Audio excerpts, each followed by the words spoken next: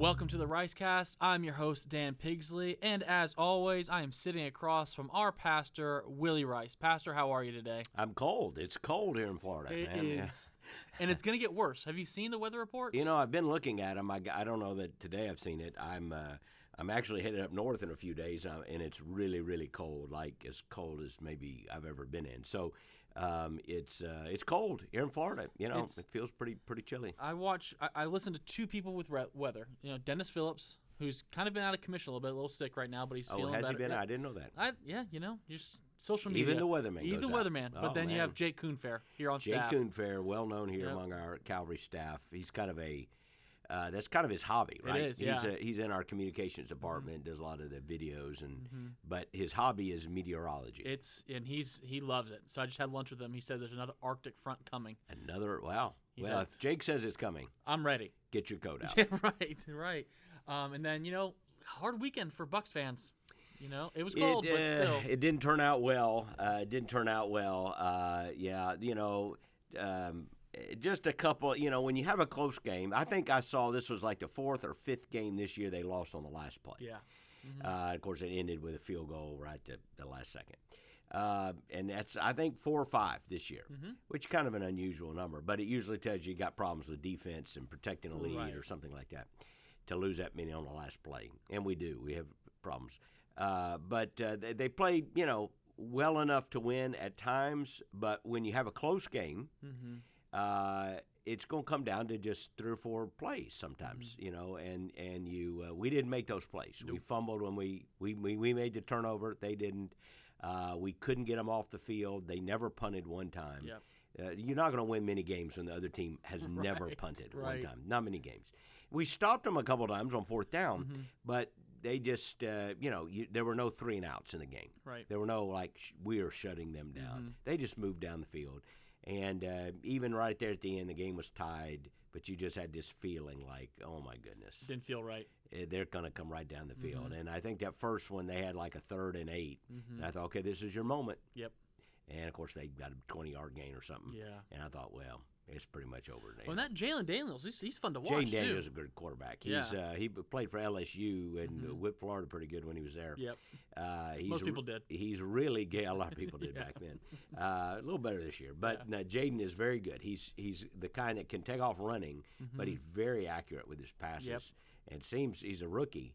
And seems just to be a smart young man, and man, he could be a really good quarterback in the NFL. Yeah, that's true. But I mean, he's on the Commanders, the football team, the Redskins, whatever you want to call them. They had that first year with their quarterbacks, and then nothing looks good after that. Oh, is that right? Oh, well, man. I didn't know that pattern. It's a fun little study. You look, and it's like like 40 quarterbacks. Just it's interesting. I just know they haven't been very good for a long time. Yeah. Period. But and they'll probably end their season this week at Detroit. But, right. But boy, we sure made him look like an all-star Hall of Fame quarterback. Right, and then and then we have the college championship. You gonna watch it? I will. This is one of the first years in a long time that you don't have a Southern team playing for the national. The SEC has been dominant. And we could do a whole podcast on this. The SEC has been dominant, honestly, since the 06 season, which was, I know it well because that's when Florida, who was a heavy underdog, upset the Ohio State University. But the Ohio State University got beat by about 4 touchdowns that night. That was a good Florida, game. was a great night. Yeah. And honestly, since then, the SEC just went on a run. And the only breaks in that run were, I think, FSU won 1, Clemson won 2, but they're Southern teams. Yeah. They're ACC teams, but they're Southern teams. Right. Ohio State won 1 in there back 14 or something. Right, yep. But other than that, when you realize FSU and Clemson, that's kind of in the SEC footprint. It's been Southern teams that have dominated college football for about 15 years. That's a good take right there. In what I would call the Saban era. Yeah. And I think that's over. We have 2 teams, Ohio State and Notre Dame, meeting, 2 classics, Blue Buds, great programs. Monday night, be a lot of fun to watch. But this is the first time in a long time that those of us in the South may be losing our grip on running college football here. Who are you pulling for in that one? I probably shouldn't say because I got a lot of Ohio State fans, friends. but might be pulling for Notre Dame to pull the upset there. But we got a lot of Ohio State people here. And I like, that's fine. On paper, it seems like it should be a wash. Yeah. Yeah, So, I think Ohio State's about a 10-point favorite. Yeah. So Ohio State will probably win. They're playing really good. Notre Dame's got a great defense. Oh, yeah. And, you get a turnover here or a big play there, like they ran that kickoff back against Georgia. You get a play like that, okay, the game changes. Yeah, I think they deserve to be there. I just think Ohio State's playing at another level right now. They seem to be, yeah. But, a lot of great things happening. Last week was our first podcast of the year. I don't know about you, but I heard a lot of things from last week. A lot of people really enjoyed starting off the year and figuring out how to manage their quiet times. It was really cool to run into people and say, hey, that what Pastor shared really helped. So good. Good. Kind of the point of the podcast. We want new year, new beginnings, and again, just encourage everybody. Just reiterating what we said. Hey, great time to just build that devotional habit in your life, and then and we could talk more about that as the year goes on. We gave some Bible study tools, the 21 days of growth that we're giving out here at Calvary. I think will still be available this weekend everywhere. Oh, yeah. And as we said last week, it's not dated, so it's not like you miss a day or something. Just start. Yep. Start. And this is not meant to beat yourself up or something. Everybody misses a day here and there. You don't feel good or woke up late or something. God's not up there whacking you, on the head. What we want you to do is build a habit, and that habit of spending time with God every day is so important.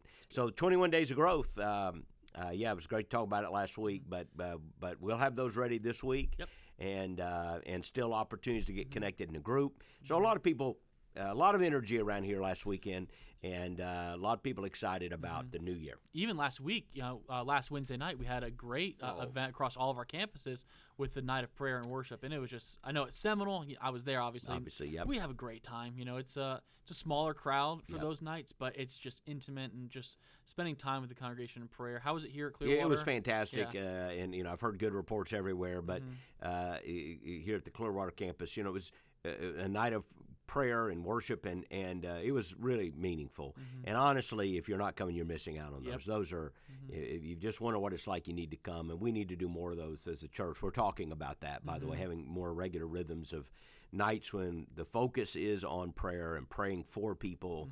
But it was a great night. I told somebody, it seems like Sunday's always better the week after we've really spent a lot of time in prayer. And it was that way around here this week. Really cool thing at the Clearwater Night of Prayer, too, you were able to, our Ken Wiley, our Connections pastor, he was able to pray over Nate and Desiree, who are about to launch our Safety Harbor campus. Right. That's coming up, and the Calvary Safety Harbor, which we've been talking about for a while now, and they've been meeting. They've been holding services. Pastor Nate McKnight is out there now, and he's been preaching every week. And so they've already been building a little bit of a crowd. But we're kind of making a formal launch here in January, where everyone now that's Calvary Safety Harbor campus, and doing some things here in the next couple of weeks, and formally, really the last week here in January, we launch that campus. Yeah. So exciting time, exciting things happen here at Calvary. But hey, exciting things happening in the next week here for our country as well. Monday, big day for our country. We had the election in November, and everybody was kind of going back and forth, what's going to happen, and now kind of the day is here. Yeah, Monday is a big day. Of course, it's a national holiday. We were joking our staff. It's Martin Luther King Day, so big national holiday. It's Inauguration Day, and of course, it's Ron Cooney's birthday. That's the big one for me. So we were like, everybody, the whole country is stopping because of Ron Cooney's birthday. Yeah. But no, the inauguration is a big day. This is something that only happens every 4 years. And then when you have a new president coming in, there's a little extra spice to it, I've always enjoyed watching these things. And now, since it's a holiday, maybe a lot of people have more time to watch it. I've enjoyed watching the pomp and ceremony of usually you see former presidents. It was a little weird last 4 years ago, but you almost always see all the former presidents, and usually even the president that's ending, is there, and they are civil toward one another, and it's honestly it's nice to see everybody kind of smiling and shaking hands, and reminding you of the country, and that hey, there are political differences, and usually the inauguration is at least for a day. Hey, let's shake hands and wish the new guy well. But there's just, to me, it's a lot of history. And if you go back in time, occasionally if I'm, bored or something, I'll get on YouTube and listened to some of the inauguration addresses over the last 20, 30 years. I just enjoy the ceremony of watching, the different presidents. It's so if you're a history buff or if you're a political buff or if you just enjoy, seeing that, it's kind of a spectacle. And really, when you think about it, I don't know that other countries have anything quite compatible to this because a lot of times, it's a prime minister or if it's king, it's, somebody's died or something. But if it's a prime minister, a lot of countries, it's like a guy gets elected and pretty quickly he's in there. 2 or 3 days later he's in. We have this long gap, and it used to be longer, by the way, back in the old days. It would go all the way to April. Yeah. Think about that. Like in the days of Lincoln, it was like from November to April, which is way too long. Now at least the new guy gets in January. But this is to have this orderly ceremonial transfer of power. I don't know. I think it's quite fascinating and to watch, and it is good to note that here today that we're going to have a historical moment. And it's a very cool moment to watch on TV. I've watched the past few as I've gotten older, and but you mentioned a little earlier in the podcast that you're going on a trip next week too. Well, a couple of us from Calvary. Mr. Kilgore's going with us, and David Kilgore from our school, and Dave Rice, the three of us, are going to go up and be a part of the inauguration. Not part of it. We're going to attend the inauguration. Well, we'll see. You could be part of it. I don't know what a part of it means. But, right. I talked to them a few days ago, and one of our good friends here helped get us some tickets. They're free, but, you get in certain areas. Nothing, no big deal. But I guess it is a big deal. But we're going to be going up there, and I just thought, hey, we have never been to one. This one's going to be maybe particularly significant and historical. This is only the second time in the history of our country that a former president is going to be inaugurated in non-consecutive terms. Grover Cleveland did it. Donald Trump is number 2. Yep. And so I just thought, might as well go up there and be a part of it. But I didn't know it was going to be like 20 degrees or something. Right, so now it's really cold. Get your hand warmers. You're going to be all right. But we talked about this. We talked a little bit about the election a couple months ago, and we ended that podcast just praying for our country, praying that, praying for unity, praying that the Lord's will be done. And now we're sitting here and we're looking back just to those moments when we were all voting, and now we're sitting here and seeing what has happened. What would you say to believers in this moment as we kind of journey into these next 4 years? Yeah, there's a lot you think about politically, and whenever there's a change like this, a lot of people are excited, and of course, there are other people who are not excited. Right. We know that. And people are hopeful, for a new administration. And sometimes people that didn't even vote for someone, they're hopeful for the best. It's like, let's hope for the best. I don't always agree with everything, but you're hopeful for the best. And but I think the first thing is there's a clear command in the Bible, 1 Timothy 2, to pray for those who are in authority. That's clear. It's just a black and white, you don't have to interpret it, pray for those in authority.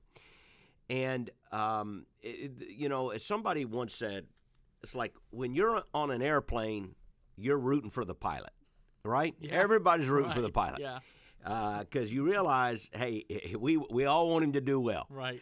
And I think, when you think of somebody taking the oath of office and becoming the president of the United States, we all want him to do well, don't we? Even like if you're in a position and I've had people that I didn't vote for. I didn't vote for President Biden. But by the way, we're going to pray for President Trump. I hope in all of our campuses there'll be a moment of prayer for the new president coming in inauguration, and we certainly want to do that. People might say, well, did you do that for President Biden? The answer is yes. Yes, we did. Did you do that for President Trump the first time? Yes. Obama? Yes. I just think you ought to pray for those in authority. Yeah. The Bible commands us to. How can you disobey that? So whether you voted for President Trump or not, and let's be honest, most evangelicals did. We all know the numbers, like 80% plus. I know not everyone did, and I know President Trump is a complicated figure, as I've said before, and there are a lot of strong opinions about him. But I also know that most Christians voting with a biblical worldview, for whom that's the dominant way they analyze and see the world, probably gravitate toward toward a more conservative view in politics. Yeah. And there's a lot of reasons. We can talk about that. Mm-hmm. There's a lot of reasons, and that goes back probably into the 70s when that break really began to happen. Yeah. But look, regardless of what you think, you may have voted for President Trump, but you're not a great fan. There are people like that. I voted, but hey, personally, I have problems with this, that, or the other. And then there are the people that are excited, and other people said, well, I didn't vote. Wherever you are, we ought to all be praying for him. We ought to pray that God will protect him. You know, he almost died last year, an assassination attempt. God forbid that any of that would happen. That's a terrible thing. So we should pray for his protection, his family. You can pray for his family because there are some crazy people out there. Right. And so we need to pray for his family. And we need to pray that God would give him wisdom. We need to pray that God would guide him in a way that will bless our country and allow us to have freedom and allow us to do the work that is important to us, which is gospel work. Yeah. And the government doesn't do that. That's not the job of the federal government. But we do pray for a government that will allow us liberty and freedom and protect our liberties and freedom so that we can do that. And we do pray for a government that is informed by Christian values. You know, there's a lot of talk today about Christian nationalism. Yeah. Oh, it's a big thing. Yep. People get online and debate about that. And, of course, like a lot of terms and labels, well, what do you mean by that? That's what's important to define, because I don't think there's anything wrong with nationalism. Nationalism means I have an affinity. Here's how I would define it: an affinity, a love, a loyalty for my nation. And there are some people that look down on that as if that means you don't care about other nations. I don't think that's it at all. You are supposed to care for your family in a way that is different than caring for other families. Sure. And you really can't care for other families if you don't care for your family first. You care for your neighborhood. That makes sense. And, you know, I care more about the state of Florida than I do maybe some other state. Not because I'm unkind or uncaring. I mean, listen, I watch about the fires in California. Man, I mean, that breaks all of our hearts. Right. And by the way, we ought to be praying for them. We certainly care. We have great empathy. We will, you know, people will be giving. We have disaster relief efforts going and all that sort of thing through our networks. And so we're grateful for that, for the opportunities to help. We should help. But we intuitively and instinctively care about our homes in a way that's different than we care about somewhere else. There's nothing inherently wrong with that. We have to love our home, our family. We take care of our own bodies in a unique way because we have a stewardship there. So nationalism is not a bad thing unless it becomes distorted into where I have a a blind loyalty toward my nation. That would be wrong. Or if I act in a way that is unjust and cruel toward other nations, that would certainly be wrong. But the idea of nationalism, being proud of your country, thankful for your country, I want America to win. Right. I want America to succeed. Why? I don't think that comes at the expense of anyone else. I think, honestly, the best thing that America can do for the nations of the world is be a great country. Yes. And I believe America has had great influence in the world. But first, we got to be a great country here. So I care. Christian nationalism would simply mean a nationalism that is, if Christian there is the adjective, that a nationalism that is informed by Christianity, that is informed by a Christian worldview. So, look, for those, you know, I didn't mean to go down that rabbit hole, but it's a good one to go down, though, because I think so often, I would say for my generation, maybe a little older as well, you know, you hear the term Christian nationalism, and it's a very negative term. Right. But the reason that's happened is because, honestly, and we can do a whole series of podcasts on just this deconstruction from what Christianity actually is, like biblical Christianity, and that's where people get so tied up in this thing. And even nationalism. You know, there's been a deconstruction on when we think about patriotism and nationalism and so forth. I told somebody the other day, in my lifetime, I've watched all of a sudden people beginning to be ashamed of America and apologize for being. And it's almost like it's like, okay, how long are you going? Is our past perfect? Of course it is not perfect. Are there flaws? Of course there are flaws. But do we have a past that we can be proud of and thankful for? Absolutely. Right. And the idea that we should go around ashamed of our past because their forefathers were wrong about some issues is I think almost a suicidal tendency. So there's been a deconstruction of nationalism. there's a good way to be proud and grateful for one's country, and a good and healthy patriotism that I think in no way conflicts with biblical Christianity. Right. And so, yes, the term Christian nationalism is viewed in a very pejorative way. One, because it's been used by critics as a pejorative term to attack certain people, Christian nationalists. And the idea is that the negative idea is that there are some people who think that what you need is a government system that enforces Christianity on everyone else. But that is not, I don't know many people who believe that. Sure. That, as if it ought to be against the law not to go to church or against the law to hold a different, no. Mm-hmm. Christianity has brought liberty and freedom to many people around the world, and in a way that almost no other religious system has. Mm-hmm. And you cannot coerce a person to believe or obey God. Mm-hmm. But I do want laws that are informed by Christianity. Right. I absolutely do. I want laws that are influenced by Christianity. Uh-huh. Why? Because I care about my neighbor, and I want there to be justice, and I want there to be freedom, and I believe Christianity is the truth, and I want to say that unapologetically. That's such a good word, Pastor. It truly is. And as we kind of look forward to Monday, I'm excited that you get to go. I'm excited to talk to you after you get back because I've never sat with anybody that's been to the inauguration. So I'm sure there's things that you'll see that maybe weren't on TV or just interesting things that we'll be able to talk about. But just let's look at President Trump for a moment. Like you said, he's a different character. He's polarizing. He's just different. But he has done a lot of good. Yeah. And he's going to do a lot of good. I know, people would say, don't talk about politics, you'll get people mad. I'm not trying to get anybody mad. No. Okay, I realize there's some of you maybe who are listening to this didn't vote for him, don't like him. But although I, again, know that evangelicals are one of the key groups that helped elect President Trump. He is an admittedly complicated figure. Yeah. He is an admittedly has lived an admittedly complicated life. Right. And in terms of when we think about things biblically and morally, there are things in his life which I hope even he would now acknowledge would be certainly inconsistent with the highest values and the best things he would strive to do. Mm-hmm. And I think the proof of that is he wouldn't do them now. Yeah. Now that he's in this position, this light, he has as much as said there are things that he did before he wouldn't do now, which is true of a lot of people because all are sinners. I'm not minimizing it. I'm just saying I acknowledge the complexity of his life and his personality and so forth. But we do not need a person to be perfect in order to be a leader that can be used by God to do some things. Mm-hmm. And we can be grateful that there are issues on which President Trump has been right and is strong, and we can pray for his wisdom. And if you don't like some of the things he said or the ways he said them, then you should still be praying for him. And one of the things we should be all mature enough to see is this isn't a personality contest. As I heard one pastor say, a vote is not a Valentine. Yeah. Okay. Good. I'm not asking him. There are some people with his gruff, very, and again, there are things he does and says I don't particularly favor.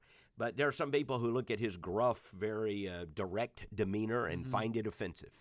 Well, who cares? I'm sorry. I mean, this isn't about a personality contest. It's about who will lead our government in the most effective way. And, of course, he won the election. Yep. So we're hopeful. To get to your point, yes, there are some things he has done that we can be very happy about and feel very good about, and we can be very hopeful about. And those of you who didn't vote for him or are offended by him in some way, I hope you will still pray for him. Yeah. Understand, okay, maybe his personality isn't your cup of tea. Again, he's that brash, New York kind of businessman. But you know what? That's who he is. Yep. And now he's the pilot of this ship. He's the head of our government. So I think we should pray for him. I think we should celebrate the peaceful transfer of power. We always should. And I know 4 years ago that got a little complicated, and he was a part of that complication, frankly. But we should still celebrate it, and we should be hopeful and be proud of our country. So anyway, I'm very excited about being there, and I hope all Christians will join me in praying for our incoming president, who will be president by this time next week. Yeah, right. And for the people that he will appoint in authority, all the one of the things a president does, you have to understand, is he appoints hundreds of people, really indirectly thousands, but directly hundreds who then appoint hundreds themselves and so forth. These are the people that make daily decisions and run the government and set policies and execute things.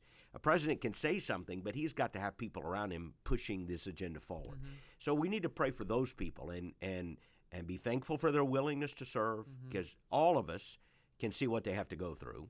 It's nasty, the attacks and the criticism. And, you see some of these hearings going on, and it's like, man, I wouldn't want to sit there and take that. It's like just for hours have people basically yelling at you, And I realize just to work at a job where people are going to continue to yell at you, right? And I know that can go both ways, but it's like, okay, let's pray for those people, and let's pray for our country. We should all agree to do that. Well, it's all coming at a very interesting time in our history as well. So you have the inauguration on Monday, but just a few weeks ago, President Carter passed away. And I mean, how old were you when he was president? I was like a teenager in high school. So. Yeah, both of these are historical events. Right. Watching a presidential funeral, as many people did, I caught glimpses of it. I wasn't able to see the whole thing, and I still hope to sit down and just watch the whole thing on YouTube. That's a historical moment because, again, we saw all the living presidents, I think, were there. Yeah. And there's only a handful at any given moment. So all the living presidents are there sitting together. Well, that's Clinton, Bush, Obama, and now Biden and Trump. So you only have, what, 5 is that? 5, right. And that's about as much as you'll ever have at any point in history, just because of age and so forth.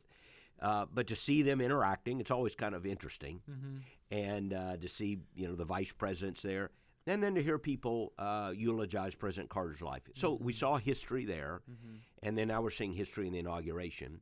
And I was, you bring up President Carter. I was, it's one of the first elections I can remember. I would have been 13 as a boy when President Ford ran against President Carter.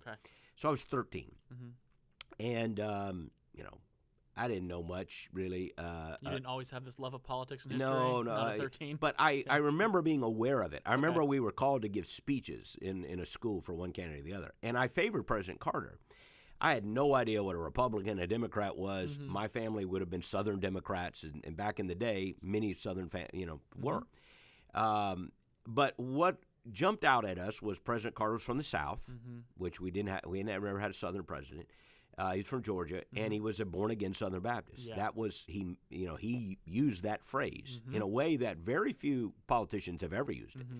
He was, I think there had been. I think Harry Truman was technically a Southern Baptist, although somebody may check that. I didn't fact check that. But I was going to say there haven't been many Southern Baptists, if any, who had ever served as president. I think Truman might have been. We can fact check that at some point. But if he was, he wouldn't have been like Carter. Carter was like a deacon in his church. Carter was a guy who knew about the Southern Baptist Convention. Carter was a guy who was involved. He would have known Baptist programs. If you talk to him about RAs and GAs, you have to be a long-time Southern Baptist to know what that is. Prayer meetings on Wednesday nights, Sunday school. He would have known all that. He was a dyed-in-the-wool Southern Baptist. And yet his life is complicated too. Exactly. Now, but that's why I would have, and really I should say his life isn't that complicated morally, but some of his stances later on became complicated in terms of theology and in terms of politics. Certainly, it's always complicated, politics. But Carter, I would have favored him for those reasons, and just remember being excited when he won. It was like saying one of our guys is there, so everything's going to be great. Then 4 years later, I remember Reagan beating him, and I remember being sad. I was in high school at the time, and I don't remember the issues. I just remember I like people, and I thought President Carter was nice. Why would you fire him, kind of thing. But by the time I cast my first vote was in 1984, and I voted for Ronald Reagan, and I always will, kind of have a little pride that was my first vote, and he became one of my favorite presidents in history, really. I have books on Reagan. And I'm looking at them all right now. And, just enjoy reading about his life. And, felt like my politics more aligned, with Reagan. And so the issues were coalescing even then. I saw a thing, for instance, people think Jimmy Carter won the evangelical vote in 1976 because he was a Southern evangelical. In reality, he lost it. So the issues were coalescing even then around various parties for various reasons. And then he lost it big in '80, and since then it really hasn't even been much in play. Right. So because the parties took widely divergent opinions on significant issues to evangelicals. But anyway, here's what I would say about President Carter, since you brought it up. I do remember him fondly.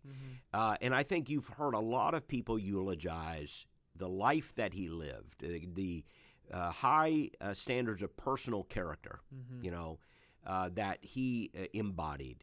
And since leaving the White House, the service, that he made, that really inspires people. So there is that I admire and appreciate. I've read several books written by Carter, his memoirs. He wrote a book called The Blood of Abraham, An Hour Before Daylight. I've read not every book he's written, but I've read a number. And he was a good writer. He's a very smart guy, kind of an engineer by trade. And I always enjoyed listening to him and had a lot of respect for him personally. There were complicating things in Carter's life. Carter is a Baptist, but he kind of broke with the Southern Baptist Convention, as the Southern Baptist Convention went through a period in the late 20th century of reasserting its conservative theological roots. Right. And kind of rejecting this drift toward what I would call mainline Protestant liberalism that's more reflected in things like the United Methodist Church or the Presbyterian Church of America, USA. Not Presbyterian Church of America, Presbyterian Church USA. Right. They're different groups.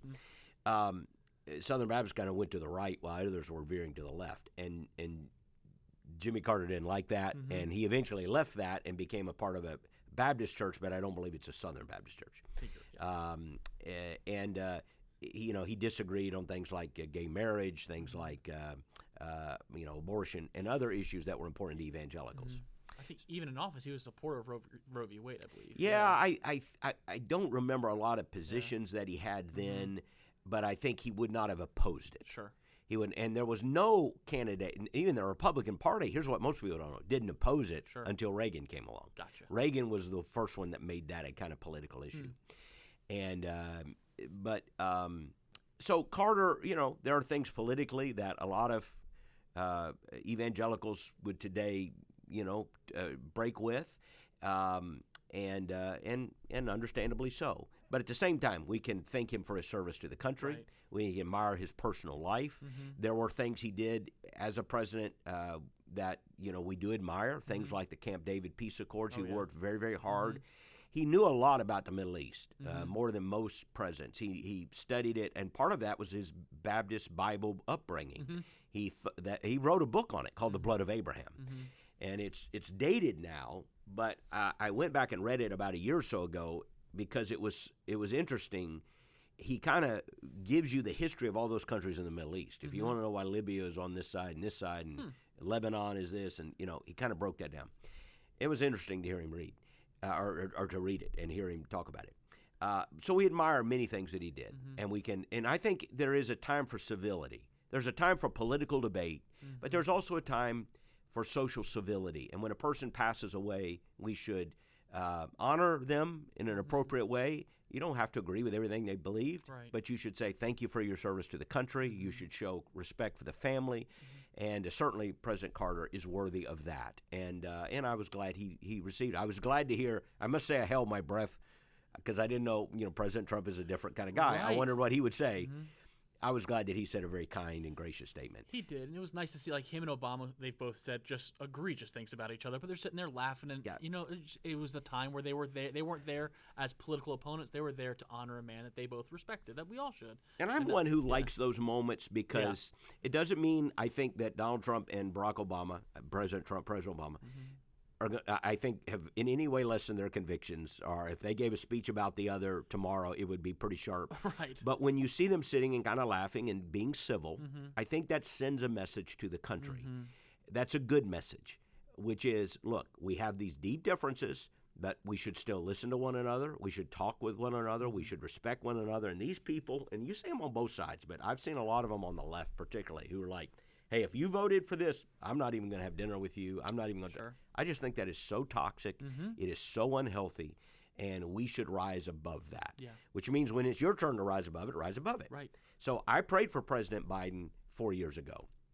I did not like what happened on the Capitol riot on January 6th, 4 years ago. I wrote about it. There's some things I probably would say different today. But I understand the concerns over the election. I do. I've heard that. I don't have all the answers to that. But there is a certain point at which you realize there's going to be a transfer of power, and we need to have a peaceful transfer of power. I think that's a good thing for the health of the country, and I appreciate President Biden doing that this time. Although I don't like some of the things he's done in the last 2 months. Action-wise, sure. I'm glad for the commitment to be at the inauguration. I think that says something. I think it's a good thing. I didn't like it when President Trump wasn't there 4 years ago, just to be honest with you. Yeah.